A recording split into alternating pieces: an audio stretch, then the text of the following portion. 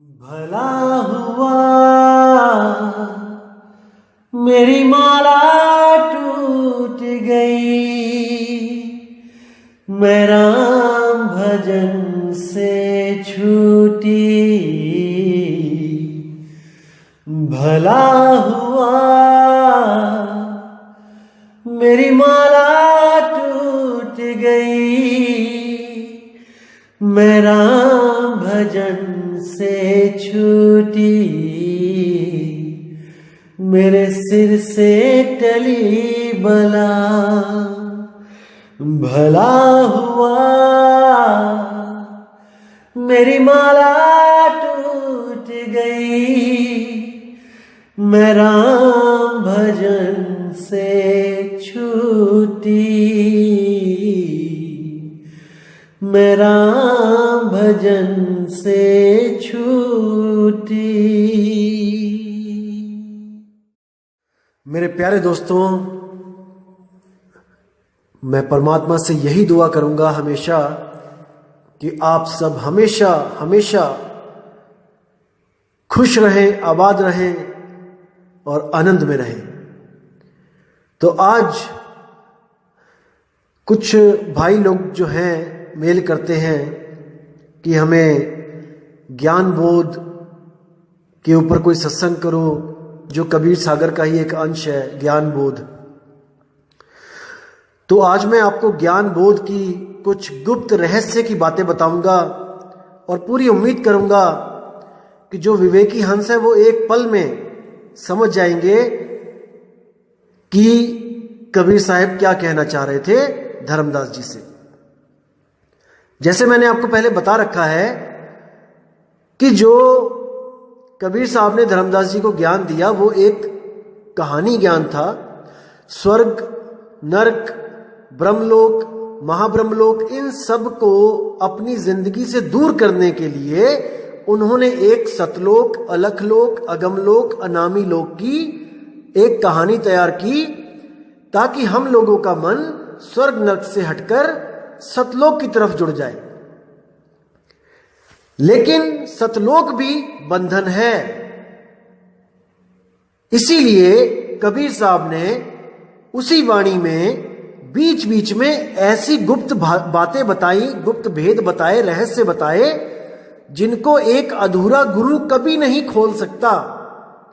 क्योंकि अधूरा गुरु जो भी होगा वो अनुराग सागर की वाणी को सत्य मानकर ही सत्संग करेगा और लोगों को सतलोक ले जाने के लिए, अलख, आगामी लोक, अनामी लोक ले जाने के लिए प्रेरित करता रहेगा।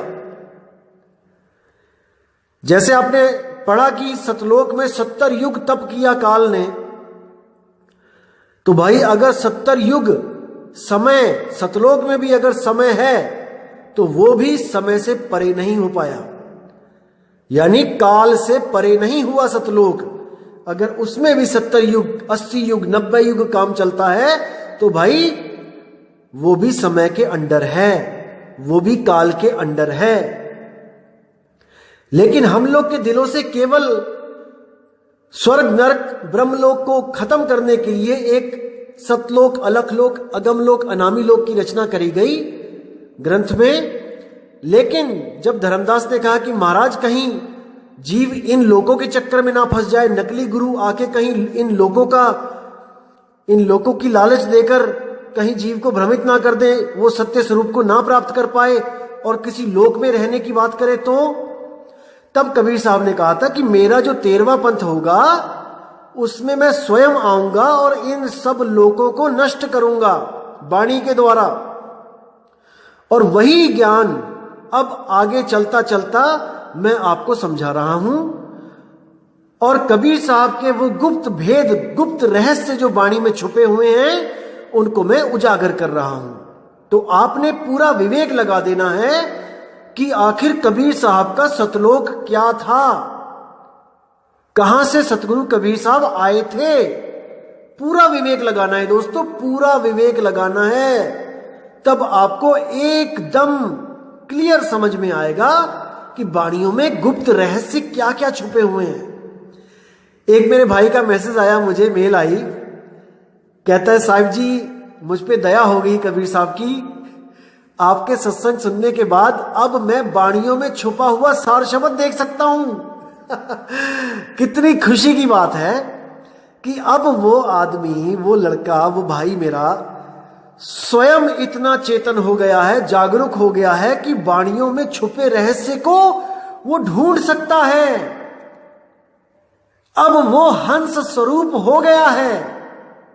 नीर शीर का करे निबेड़ा और कहे कबीर सो हंस है मेरा। अब वो हंस हो गया है। अब उसको कोई सतलोक, अलख लोक, अगामी लोक, अकह लोक के नाम पे कोई भ्रमित नहीं कर सकता। अब वो जान चुका है कि हमारा निज स्वरूप, हमारा निज सार स्वरूप ही सतलोक है। तो अब वाणी शुरू करेंगे। ये बोध सागर है और इसके पृष्ठ नंबर 80 पर आप देखेंगे ज्ञान बोध। तो क्या लिखा है? सोहं शब्द निरअक्षर वासा। अब पहली लाइन में लिखा है सोहं शब्द निरक्षर वासा। अब जो अज्ञानी बंदा होगा वो क्या कहेगा कि देखो सोहंग लिखा है, इसको जपना है। बिल्कुल नहीं, इसको जपना नहीं, इसको समझना है, समझना है। तभी कहते हैं आदि नाम हम भाग सुनाया और मूर्ख जीव समझ नहीं पाया। जपना नहीं है, समझना है उस आदि नाम को। क्या कहते हैं? सोहं शब्द निरक्षर वासा, ताही शब्द जप है निज दासा। कहने का मतलब कि जो सोहं शब्द है वो अक्षरों में नहीं है, वो निरक्षर है।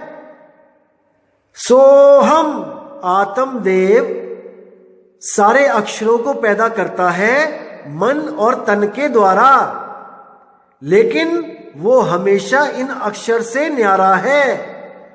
वो सोहम है, सोहम तत्व है, ना कि सोहम मंत्र है जो स्वयं आत्मदेव ने बनाया है। ये सोहम मंत्र भी तब बना है जब 52 अक्षर पूरे हुए और सा और हा की उत्पत्ति हुई, तब उसमें ओ की मात्रा लगा के सोहंग बनाया गया। तो इसको समझो भाई। आगे क्या कहते हैं? ताही शब्द जप है निज दासा। अब देखो जहां पे जप है लिखा है उसका मतलब है सिमरन, क्योंकि वो सीधे कहते हैं वाणियों में नाम है जप में, नाम है तप में। अगर जप में और तप में नहीं है तो यहां पर जो जप लिखा है तो इसका मतलब ये क्रॉस क्वेश्चनिंग हो जाएगी यहां पे, कि वहां पे कह रहे हैं जप में नहीं है और यहां पे कह रहे हैं कि जपना पड़ेगा। तो जहां पे जप लिखा है वहां का मतलब है सिमरण। ये गुप्त इसलिए रखा गया है ताकि नकली गुरु आपको जाप में फंसाए और असली गुरु आपको विवेक देके उस जापों से अलग कर दे। क्योंकि अगर दोनों का ज्ञान सेम चलेगा तो आप समझ नहीं पाओगे। जैसे कई पंथ ऐसे भी चल रहे हैं आज के टाइम में जो आपको कहेंगे कि 52 अक्षर से परे है, सार नाम 52 अक्षर से परे है, और आपके कान में फूंक मार के उसको सार शब्द घोषित कर देंगे और आप विवेक नहीं कर पाओगे कि वो जाप है, अजपा है कि अनहद है। इसलिए साहिब ने कहा है तन फुक्का गुरु हद का, बेहद का गुरु और जब बेहद का गुरु मिले तब मिले ठिकाना ठौर। जब कनफुक्का गुरु आपकी जिंदगी में आ गया तो आपकी जिंदगी का सत्यानाश कर दिया।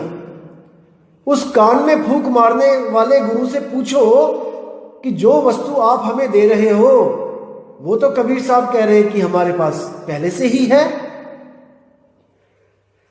कस्तूरी कुंडल बसे मृग ढूंढे वन माही, और ऐसे रमता राम है दुनिया जाने नहीं।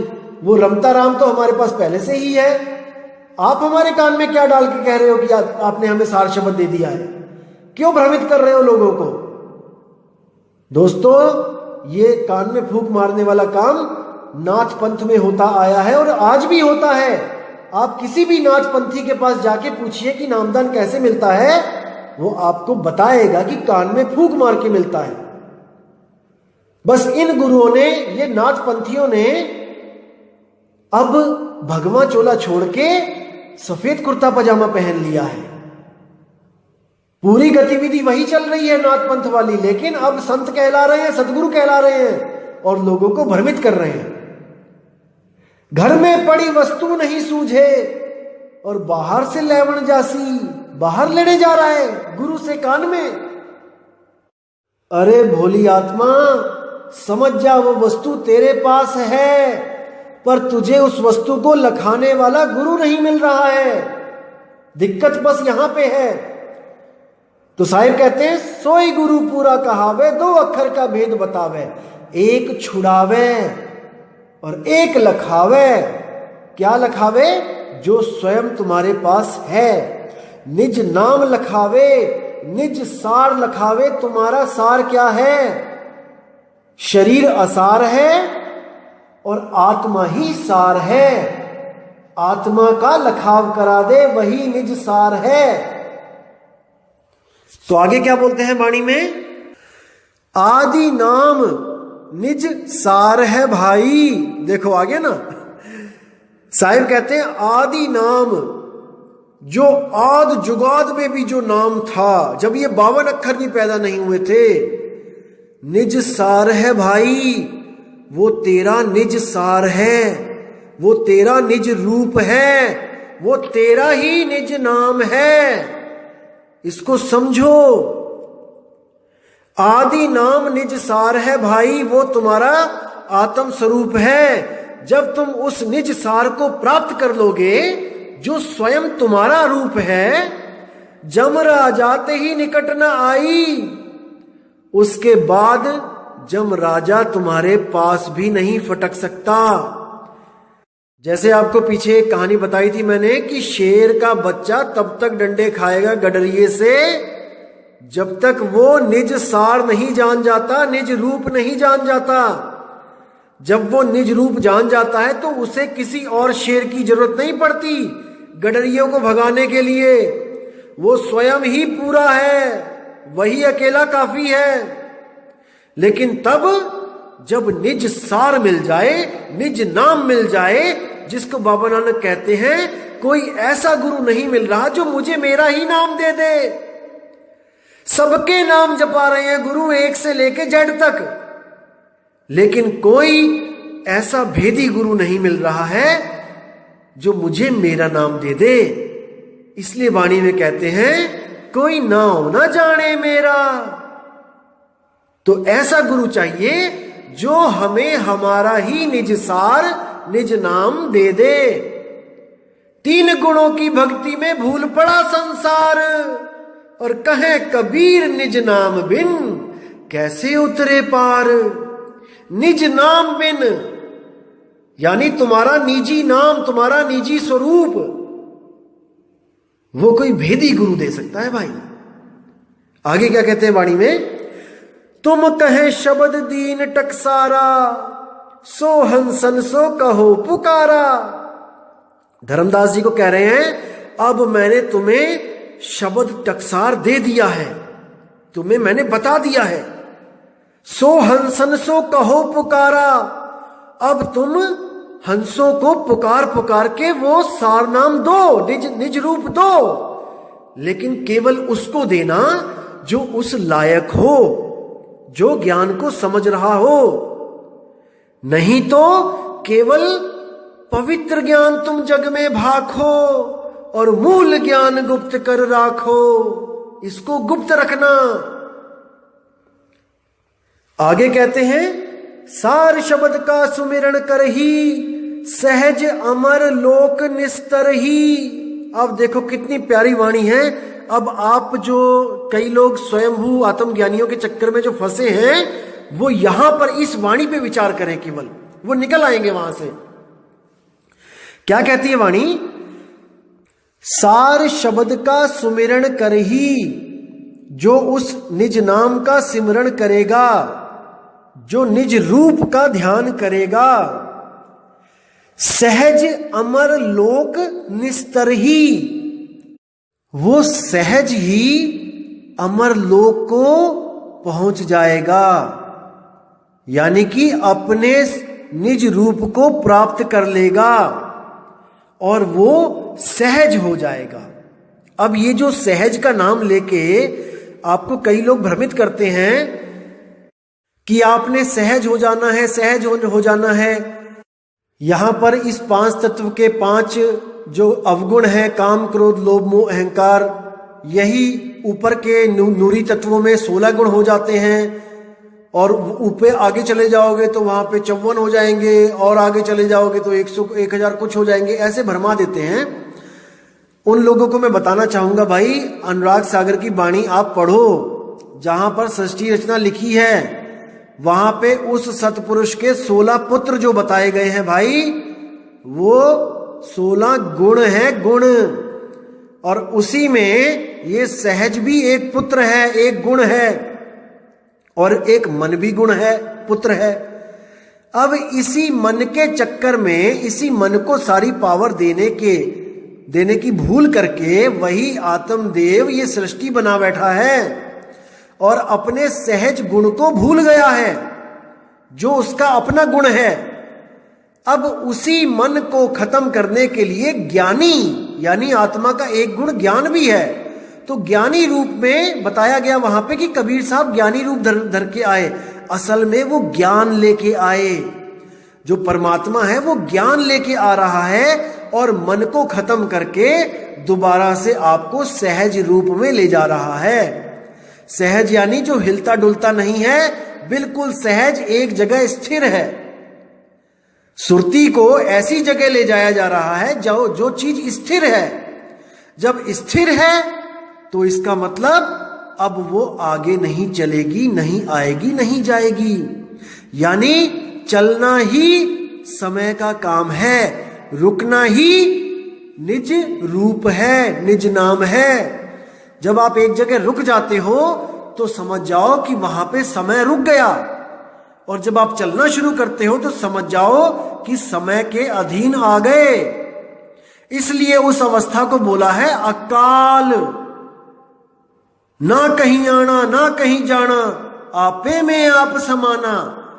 आत्मा अजन्मा है और सुरती को हमने आत्मा में ही लगा के उसको भी सहज कर देना है, स्थिर कर लेना है। इसी को मुक्ति कहते हैं। तो जो 16 पुत्र हैं असल में वो 16 गुण हैं। जैसे सबसे पहले कुरुम बोला गया कि पहले कुरुम को पैदा किया। कुरुम का मतलब होता है कछुआ। अब कई ऐसे पंथ भी चल रहे हैं कबीर पंथ में जो कछुआ बना देते हैं वहां पे कि ये परमात्मा का पहला पुत्र है कछुआ, और उसके ऊपर एक काल खड़ा कर देते हैं। भेद ना होने के कारण केवल शब्दों में उलझ जाते हैं, भाव को नहीं पकड़ सकते भाई। आप 16 पुत्र देखना कौन कौन से हैं। सबसे पहले कुरुम। कुरुम का मतलब है कछुआ। भाव क्या बोला गया है यहां पर कि आत्मदेव पहले अपने आप में था, रमा हुआ था। लेकिन जैसे कछुआ भी अपने आप में होता है, लेकिन वो हाथ और पैर गर्दन जैसे ही बाहर निकालता है तो वो खतरे में पड़ जाता है। अब उस पर कोई भी हमला कर सकता है। याद रखना दोस्तों, अगर कछुआ चल रहा होगा और आप एकदम ताली भी बजाओगे तो वो एकदम अपने हाथ पैर अंदर कर लेगा, सेफ मोड में चला जाएगा। इसी तरह जो आत्मदेव था वो सेफ मोड में था, लेकिन जैसे ही कुरुम कछुए की तरह उसने अपना विस्तार किया, अपने गुण प्रकट किए, बस वहीं से कहानी खराब हो गई। जैसे ही मन प्रकट किया वैसे ही आगे से आगे विस्तार होता ही चला गया। तो ये समझना पड़ेगा आपको, उन्हीं गुणों में, उन्हीं पुत्रों में दया, शील, संतोष, प्रेम, सद्भाव, जलरंगी। जलरंगी मतलब पानी जैसा रंग, यानी कोई रंग नहीं। आत्मा का स्वरूप कोई रंग रूप नहीं। रंग न रूप न रेख प्रभु ऐसे भगवान। वाणी में मैंने आपको वाणी सुनाई थी। तो कहने का मतलब यही है कि 16 गुणों में से जो एक गुण है वो है काल, मन। वही आपको फंसाने के लिए जिम्मेदार है यहां पे। और एक गुण है ज्ञान, जो मैं आपको दे रहा हूं। इसी गुण के द्वारा आपने एक गुण और प्राप्त करना है, वो है सहज। सहजता प्राप्त करते ही आपके अंदर शील, संतोष, दया, प्रेम, सद्भाव सब कुछ ऑटोमेटिकली आ जाएगा। समझिए इसको, वो कहानी में मत उलझिए। कई लोग कहते हैं कि पहली आत्मा जिसने हाथ उठाया उसको नारी बना दिया गया और उसमें सारे जीवों को डाल के काल के साथ भेज दिया गया। अब विचार करना मेरे भाई कि हाथ उठाने के बाद उसको नारी बनाया गया, औरत बनाया गया, अष्टांगी बनाया गया। हाथ उठाने से पहले वो क्या था? वो आदमी ही था ना, तभी तो उसको औरत बनाया गया। यानी कि केवल एक औरत बनी उस वक्त जिसने सबसे पहले हाथ उठाया और बाकी सब आदमी ही थे, तो इस सृष्टि में आ गए। चलो मान लिया। अब मुझे एक बात बताओ, जब कबीर साहब पहली बार यहां से गए जीव को लेके कहानी के अनुसार, तब वहां पे क्या बताया गया कि हंस हंसनी उसका स्वागत करते हैं मंगल गीत गा के। अरे भाई, अब हंसनी कहां से आ गई? वो तो एक हंसनी बनाई थी जिसने पहला हाथ उठा दिया। क्या उसके बाद भी कोई औरत बनाने की जरूरत पड़ी थी वहां पे? वो एक औरत बना के तो भेज दिया उसको 3 लोक में। फिर वहां दूसरी औरतें कहां से आ गईं? कोई नहीं बुद्धि लगा रहा, सब लकीर के फकीर हुए पड़े हैं कि देखो ये लिखा है, ये लिखा है, ये। अरे बुद्धि भी तो कोई चीज है। एक छोटी सी कहानी सुनाता हूं आपको। एक बार एक आदमी था, वो अपने माता पिता को छोड़ के अमेरिका चला गया पैसे कमाने, और बोल के गया कि मैं 3 साल के अंदर वापस आ जाऊंगा। तो 1 साल बीत गया, 2 साल बीत गया, 3 साल बीत गए, नहीं आया वापस। 4 बीत गया, 5 बीत गया, 10 बीत गए, नहीं आया वापस। जब 15 साल बीत गए और माँ बाप की हालत खराब हो गई, तो क्या हुआ? पिता ने एक पत्र लिखा कि प्रिय बेटे, बहुत तुमसे उम्मीदें थीं कि तुम वापस आओगे, लेकिन तुम अपने माँ बाप को भूल गए। तो हम अब से तुम्हारे लिए, तुम्हारे माँ और बाप दोनों तुम्हारे लिए मर गए। तुम्हारा पिता डैश डैश डैश। अब ये चिट्ठी जब उस बंदे को वहां पे मिली अमेरिका में, तो उसने जब उसको खोल के पढ़ा, बहुत रोया, बहुत रोया। मैं अनाथ हो गया, मैं अनाथ हो गया, मैं क्या करूं? तो पड़ोसी आए, बोले क्या हो गया भाई? कहते अरे मेरे माँ और बाप दोनों मर गए, मैं अनाथ हो गया। वो कहते दिखाओ जरा। तो वो चिट्ठी देखते हैं, चिट्ठी पढ़ते हैं, तो सारा लिखा होता है उसमें कि तुम्हारे लिए तुम्हारे माँ बाप मर गए। लास्ट में लिखा होता है तुम्हारा पिता डैश डैश डैश। तो वो कहता है कि भाई तुम्हारे माँ बाप मरे थोड़ी नहीं, देखो चिट्ठी तो उन्होंने ही लिखी है। कहता नहीं नहीं नहीं, ये देखो लिखा उसमें कि वो दोनों मर गए तुम्हारे लिए, माँ बाप तेरे लिए मर गए। अरे वो मर गए, सच में मर गए हैं, वो लिखा हुआ है। तो वो कहता है कितना बड़ा मूर्ख है ये कि लिखी को मान रहा है और विवेक नहीं लगा रहा है कि जब वही लिख रहे हैं माता पिता, अपना नाम साइन कर रहे हैं, तो वो मर कैसे सकते हैं? तो ये हाल हम सबका हुआ पड़ा है। हम लोग लिखी बातों को ही सत्य मानते हैं, चाहे वो गलत ही क्यों ना लिखा हो, चाहे उस लिखी बात के पीछे कितना बड़ा भेद क्या ना हो। हम भेद को नहीं जानेंगे, हम लिखे के पीछे लग जाएंगे। तो साहिब कहते हैं मैं तो कहूं आंखों की देखी और तू कहता कागज की लेखी, तेरा मेरा मनवा कैसे एक होई रे? नहीं हो सकता। इन वाणियों में गुप्त भेद छुपे हुए हैं भाई, और जब तक वो भेदी गुरु नहीं मिला, इन गुप्त भेदों को कोई नहीं खोल के समझा सकता आपको। सब भ्रमित करने वाले ही मिलेंगे। अब आगे वाणी क्या कहती है उस पर विचार करेंगे। सिमरण का बल ऐसा होई, कर्म काट सब पल में खोई।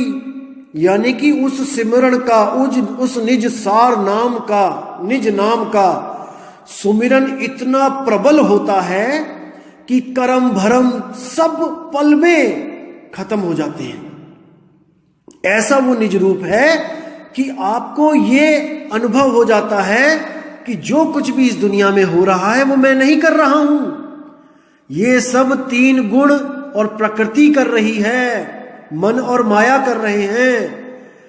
तो जब ये बोध हो जाता है कि मैं तो अकर्ता हूं, तो उस कैदी की तरह रिहाई मिल जाती है जो ये साबित करने में सफल हो जाता है कि वो निर्दोष है।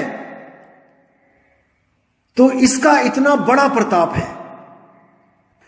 तो कहते जाके कर्म काट सब डारा, दिव्य ज्ञान सहजे उजियारा। कि जब सब कर्म भरम सब कट जाते हैं तो दिव्य ज्ञान जो सहज है उसका उजियारा, उसका उजागर होता है और वो सूरत हमेशा के लिए सहज अवस्था को प्राप्त कर लेती है। उसके लिए आपको अलग से कुछ करने की जरूरत नहीं होती। कई लोग आपको भ्रमित करते हुए कहेंगे कि इस दुनिया को तत्वों के रूप में देखना शुरू कर दो, सहज होना शुरू कर दो, सहज बनना शुरू कर दो। दोस्तों, सहज कोई बन नहीं सकता। बनना बनाना डुप्लीकेसी होती है। सहज हुआ जाता है जब शब्द मिल जाता है। वो शब्द में ये गुण है कि वो सुरती को सहज कर देता है ऑटोमेटिकली। आपको ज्ञान देने की जरूरत नहीं पड़ती कि तुम सहज होना, सहज होना। बर्फ को छुओगे तो आपको बताना नहीं पड़ेगा कि ठंड महसूस करना, ठंड महसूस करना। बर्फ छुओगे अपने आप ही ठंडे हो जाओगे।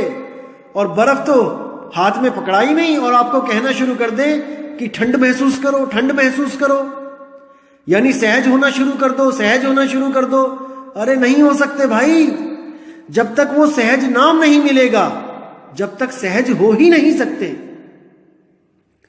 तो आगे क्या कहते हैं, जा कहे दिव्य ज्ञान प्रकाशा, आप ही में सब लोग निवासा। कितना इंपॉर्टेंट, कितनी बढ़िया चीज लिखी है। अगर इस लाइन को समझ लोगे तो सब भ्रम खत्म हो जाएंगे दोस्तों। जा कहे दिव्य ज्ञान प्रकाशा, यानी जिसको ये दिव्य ज्ञान हो जाएगा, आप ही में सब लोग निवासा, अपने आप में ही सब लोग निवास करेंगे। कितना स्पष्ट है। अब इससे ज्यादा स्पष्ट वो क्या लिख सकते हैं मेरे भाई, क्या लिखेंगे वो। आप ही में सब लोग निवासा, कि अब सब लोग अपने आप में रहेंगे, ना कि किसी अलख लोक, आगामी लोक, सतलोक में, ना कि किसी स्वर्ग नरक भूलोक पाताल लोक में, कहीं नहीं। आपे आप रहेला और नहीं गुरु नहीं चेला। खुद में रमण करोगे, अपने आप में। जैसे गीता में 3 अध्याय के 17वें श्लोक में कहा जाता है कि जो अपने आप में संतुष्ट है, जो अपनी आत्मा में संतुष्ट है, उसके लिए अर्जुन कोई कर्तव्य नहीं है, कोई पूजा पाठ नित नेम मंगल आरती कुछ भी नहीं, कोई दिया धूप अगरबत्ती भी नहीं। क्योंकि इन सब कर्म कांडों को करने के बाद जो प्राप्त करने की लालसा थी वो गुरु ने पहले ही दे दिया। इसको समझो। अब क्या कहते हैं, लोक अलोक शब्द है भाई, जिन जाना तिन संशय जाई। कितना प्यारा वचन है देखो। अब साफ कर दिया, क्लियर कर दिया यहां पे कि लोक अलोक, वो लोक तो है लेकिन अलोक है। वो ऐसा नहीं कि कोई बस्ती है, कोई गांव है, कोई शहर है, कोई देश है, जैसे आपको भ्रमित किया जाता है वहां सोने की सड़कें हैं, बिल्डिंगें हैं, दूध की नदियां हैं, फल फ्रूट है, काजू बादाम किशमिश है। कुछ नहीं है भाई। लोक अलोक शब्द है भाई। जो लोक और जो अलोक दोनों बता दिया कि लोक जैसा अलोक है, वो क्या है, वो शब्द है। वो शब्द में ही सुरती रमेगी, शब्द में ही सुरती ठहरेगी। सुरती के लिए शब्द ही लोक है। जैसे मैंने बताया था आपको कि मां एक इंसान भी है और अपने बच्चे के लिए एक स्थान भी है। अपने बच्चे को वो अपने गोद में रखती है। तो वो एक स्थान कहलाती है, और जब वो अपने बच्चे का पालन पोषण करती है और उसकी रक्षा करती है तो वो एक इंसान कहलाती है। इसी तरह शब्द लोक है, लोक होता हुआ भी अलोक है। इसको समझो। जो भी संत आपको कहता है कि मैं आपको सतलोक ले जाऊंगा, आपको अलख लोक ले जाऊंगा, अगम लोक ले जाऊंगा, ब्रह्म लोक ले जाऊंगा, स्वर्ग में ले जाऊंगा, कैवल्य लोक ले जाऊंगा, वो सब आपको भ्रमित कर रहे हैं भाई। उनको निज स्वरूप निज नाम नहीं पता है। वो आपको कोई ना कोई नाम देके इतनी तपस्या करवा देंगे कि आप उस तप के बल पे किसी लोक को प्राप्त हो जाओगे। लेकिन जैसे ही वो तप क्षीण होगा आपको वापस यहां आना पड़ेगा। इसीलिए साहिब ने बोला नाम है जप में, नाम है तप में। ऐसा गुरु ढूंढो ना तो कोई जाप करवाए और ना ही कोई ताप करवाए। नहीं श्वासों की श्वास में, कि मैं श्वासों की श्वास में भी नहीं हूं, श्वासा भी खत्म हो जाते हैं लेकिन मैं कभी खत्म नहीं होता। और कहे कबीर सुनो भाई साधो, मैं तो हूं विश्वास में, मोको कहां ढूंढे रे बंदे, मैं हूं तेरे पास में। बिल्कुल पास में है मालिक, लेकिन भेदी गुरु नहीं मिल पा रहा है। तो क्या कहते हैं आगे, लोक अलोक शब्द है भाई, जिन जाना तिन संशय जाई। जिसने इस मूल ज्ञान को समझ लिया उसकी सब संशय खत्म हो जाएगी। उसको कोई भ्रमित नहीं कर पाएगा। लिख के ले लो। अगर फिर भी उसको कोई भ्रमित कर गया तो यानी कि वो विवेकी था ही नहीं। वो बगुला था लेकिन हंस बनने की कोशिश कर रहा था, लेकिन बन नहीं पाया। अगर इस मूल ज्ञान को समझने के बाद भी कोई दोबारा भ्रमित हो जाए, किसी लोक के चक्कर में पड़ जाए, तो भाई अभी उसकी बुद्धि विकसित नहीं हो पाई है जितनी इस ज्ञान को समझने वाले हंस की होती है। तो इसको दोस्तों बहुत अच्छी तरह समझना है। मालिक पूरी दया कर रहा है आप पे। आपको समझाने में कोई कसर नहीं छोड़ी जाएगी, लेकिन समझना दोस्तों आपने ही है। मैं तो केवल आपकी मदद कर सकता हूं, वाणियां खोल खोल के आपको बता सकता हूं कि कौन सी वाणी में क्या भेद छुपा हुआ है, लेकिन परख आपने ही करनी है। क्योंकि अगर आप परख नहीं करोगे तो कोई आपको बताने नहीं आएगा। आपने ही अपना दिमाग लगाना है, आपने ही विवेक पैदा करना है, और नीर और शीर का निबेड़ा आपने ही करना है। तो दोस्तों उम्मीद करता हूं कि आज के ज्ञान से आपको बिल्कुल क्लियर हो गया है कि सार शब्द क्या है, आदि शब्द क्या है, सतलोक क्या है, निज रूप क्या है। तो उम्मीद करता हूं मालिक आप पे रहम करे, आप पे इतनी आपको सोझी दे, विवेक की शक्ति दे कि आप नीर शीर का निबेड़ा कर सको और जल्दी से जल्दी उस अवस्था को प्राप्त करो जहां पर जाके जीवित मृत्यु होती है, जीवित ही मुक्ति मिलती है। मरने की आस नहीं लगानी पड़ती कि मरने के बाद मुक्ति मिलेगी, जीते जी मुक्त हुआ जाता है। तो दोस्तों एक प्रश्न और था किसी भाई का कि मुझे ये वाला शब्द खोल के बताओ कि सोहंग ऊपर और है सतसुख ऋतिक नाम, सब हंसों का वास है, नहीं बस्ती नहीं गाम। दोस्तों बिल्कुल क्लियर है, इसमें साफ ही बोला गया है। सोहम यानी आत्मा। जो लोग कहते हैं कि आत्मा ही परमात्मा है, ये उनके लिए बोला गया है कि भाई आत्मा परमात्मा नहीं है। एक कहूं तो है नहीं और दो कहूं तो गाली, जैसा है तैसा कहूं कहे कबीर विचारी। कि सोहंग ऊपर और है यानी आत्माओं से ऊपर एक और शक्ति है जो परमात्मा कहलाती है, अपने ज्ञान के कारण, अपने आकार के कारण नहीं कि हम अंश हैं और वो हमारा अंशी है, ऐसा नहीं है। कोई किसी का अंश नहीं है। आत्मा अजर अमर अविनाशी अजन्मा, परमात्मा भी अजर अमर अविनाशी अजन्मा। कोई किसी को पैदा नहीं कर सकता, ये पहले से ही पैदा है सब। ये तो बस भूल के कारण जन्म मरण में फंस गई है। तो क्या कहते हैं, सो हम ऊपर और है सत सुकृतिक नाम, और सब हंसों का वास है, नहीं बस्ती नहीं गाम। उस शब्द की महिमा गाई जा रही है कि सब हंसों का वास उसी सार शब्द में है, जो शब्द परमात्मा का भी है और आत्मा का भी है, लेकिन परमात्मा उसमें रमता है और आत्मा उससे बिछड़ गई है, इसीलिए जीव कहला रही है।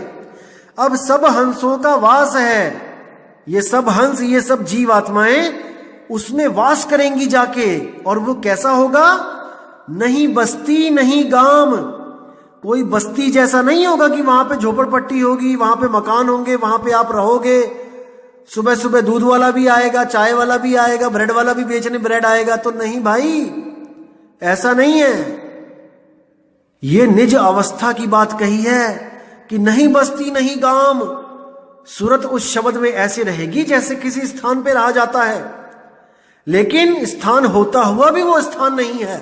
लोक अलोक शब्द है भाई, और जिन जाना तिन संशय जाई। ये भेद की बातें हैं। जब आप ज्ञान में आओगे, उसको महसूस करोगे, उसको परखोगे, उसकी प्राप्ति करोगे, तो सब क्लियर हो जाएगा, एक भी संशय नहीं बचेगी। तो दोस्तों, उम्मीद करता हूं आज का सत्संग आपको बहुत ही अच्छा समझ में आया होगा। और विवेक की तलवारें दोस्तों तिखी कर लो।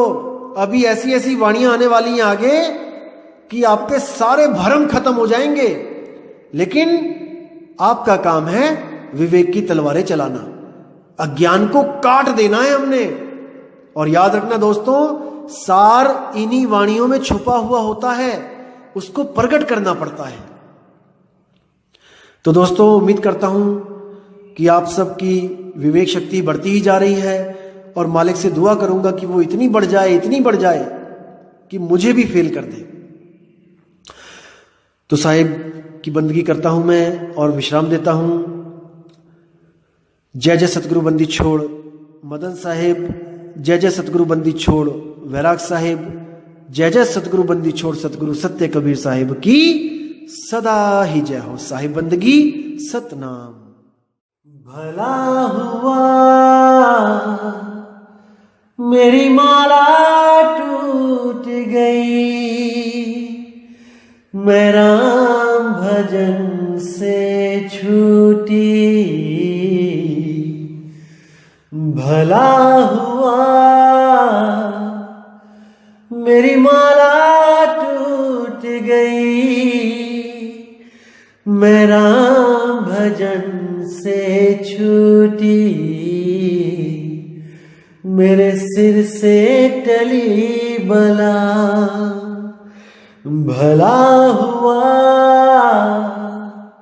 मेरी माला टूट गई, मैं राम भजन से छूटी। मैं राम भजन से छूटी।